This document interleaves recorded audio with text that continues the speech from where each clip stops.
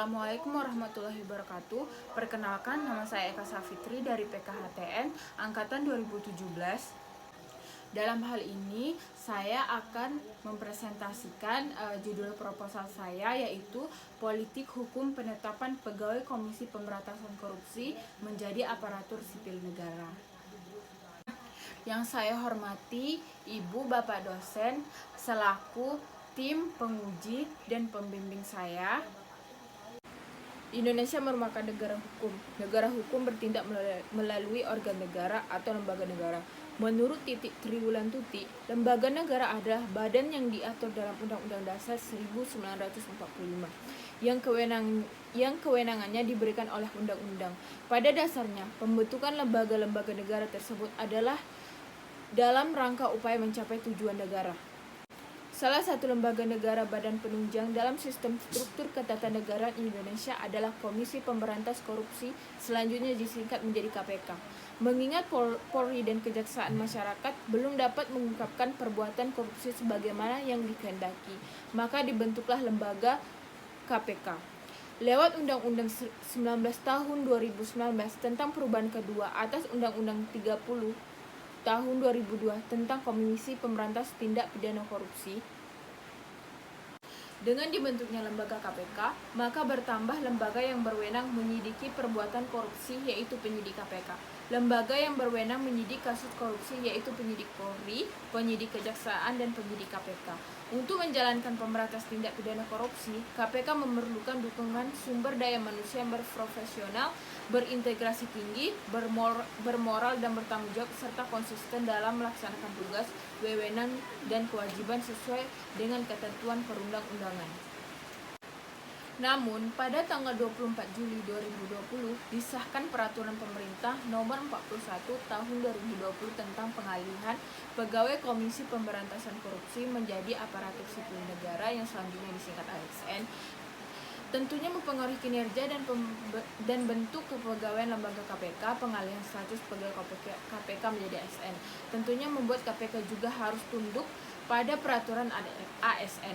Dengan penetapan pegawai KPK menjadi ASN semakin melemahkan KPK. Menurut Arteria Dahlan, anggota Komisi Hukum Dewan Perwakilan Republik Indonesia, mengatakan bahwa tidak ada pelemahan. KPK merupakan lembaga penegak hukum pembantu presiden di bidang tindak pidana pemberantasan korupsi. KPK juga merupakan lembaga pemerintah pusat yang melaksanakan tugas dan wewenang bersifat independen sepanjang pelaksanaan tugas pokok dan fungsi semua lembaga penegak hukum khusus pidana.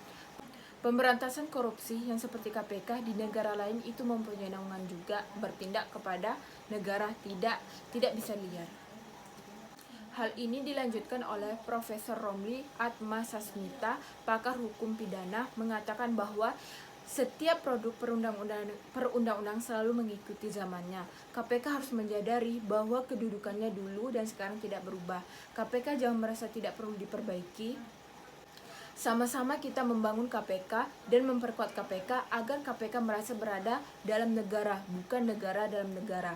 Tetapi Zainul Arifin Mokhtar, pakar hukum tata negara, kontra terhadap hal tersebut yang mengatakan bahwa putusan Mahkamah Konstitusi selanjutnya disingkat MK tidak pernah mengatakan bahwa KPK di bawah pemerintah. MK mengatakan lembaga negara independen yang dalam pelaksanaan kerjanya yang bersifat seperti pemerintah. Lembaga negara independen di belahan dunia dimanapun itu selalu mencantumkan bahwa dia bebas dari pengaruh dan campur tangan kekuasaan manapun terkhusus pemerintah. Selanjutnya, menurut Kurnia Ramadana sebagai peneliti Indonesia Corruption Watch yang selanjutnya disingkat ICW, yang mengatakan sebenarnya peraturan pemerintah yang mengatur tentang alih status tentang kepegawaian KPK itu menjadi efek domino dari kerusakan undang-undang KPK baru. Sebenarnya bukan hanya kelembagaannya saja harus dijamin independensinya, tetapi juga kepegawaiannya pun seperti itu. Harusnya kepegawaiannya pun harus mengacu konsep kepada undang-undang yang lama yang memang segala hal ruang lingkup kelembagaan KPK itu. Peraturan pemerintah ini sudah sangat lari dari sejarah pemberantasan KPK. Dan hal paling bahaya soal penindakan. Bagaimana mungkin di masa yang akan datang kalau penyidik KPK ingin menyelidiki, mengusul perkara dari kalangan eksekutif, apakah masih dipercaya akan objektif? Sementara mereka bagian dari eksekutif. Bagaimana jika mereka menyelidiki kasus yang melibatkan petinggi kepolisian, sedangkan penyidiknya sendiri di bawah koordinasi dari Polri? Hal-hal itu yang menjadi titik krusial.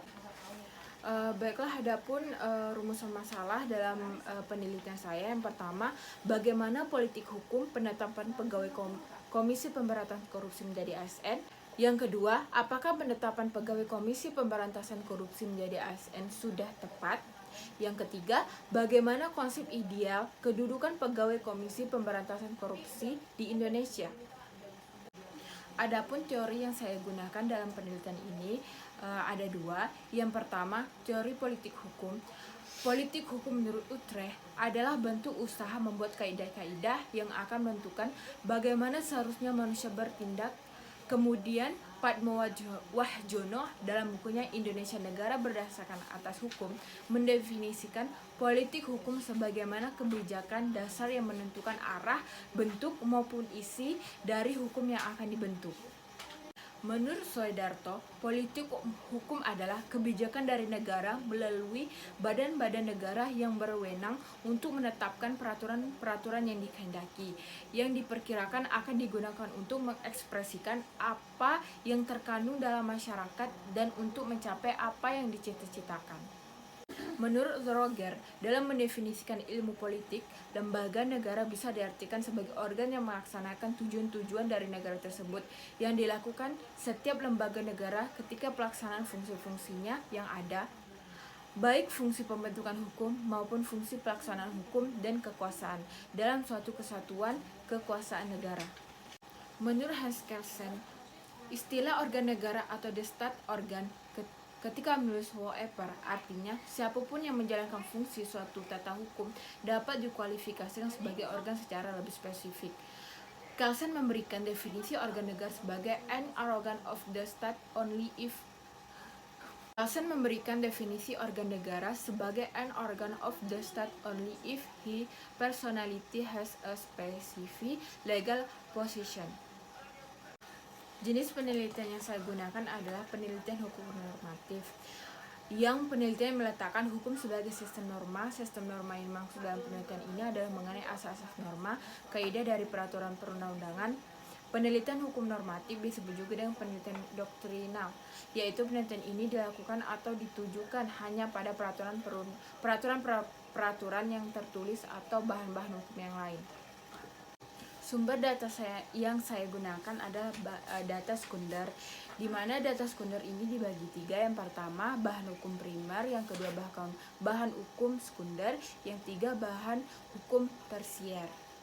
Bahan hukum primer dalam penelitian ini adalah yang pertama Undang-Undang Dasar 1945, yang kedua Undang-Undang Nomor 31 Tahun 1999 tentang Pemberantasan Tindak Pidana Korupsi, yang ketiga Undang-Undang Nomor 20 Tahun 2001 tentang perubahan atas Undang-Undang Nomor 31 Tahun 1999 tentang Pemberantasan Tindak Pidana Korupsi. Yang keempat, Undang-Undang Nomor 30 Tahun 2002 tentang Komisi Pemberantasan Tindak Pidana Korupsi. Dan yang kelima, Undang-Undang Nomor 19 Tahun 2019 tentang perubahan atas Undang-Undang Nomor 30 Tahun 2002 tentang Komisi Pemberantasan Tindak Pidana Korupsi. Yang keenam, Peraturan Pemerintah Nomor 41 Tahun 2020 tentang pengalihan pegawai Komisi Pemberantasan Korupsi menjadi aparatur sipil negara. Yang ketujuh, Peraturan Pemerintah Nomor 63 Tahun 2005 tentang Sistem Manajemen Sumber Daya Manusia Komisi Pemberantasan Korupsi.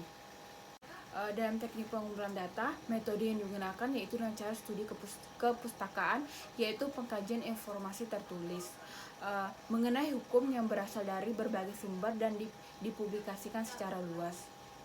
Analisis data. Dalam penelitian, analisis data yang digunakan adalah analisis kualitatif, yaitu merupakan tata cara penulisan yang menghasilkan data deskriptif, yakni apa yang dinyatakan secara tertulis dan pemaparan kembali dengan kalimat yang sistematis.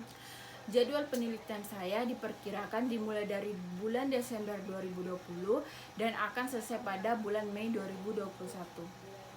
Baiklah, hanya itu saja yang dapat saya sampaikan. Lebih dan kurang mohon maaf. Assalamualaikum warahmatullahi wabarakatuh.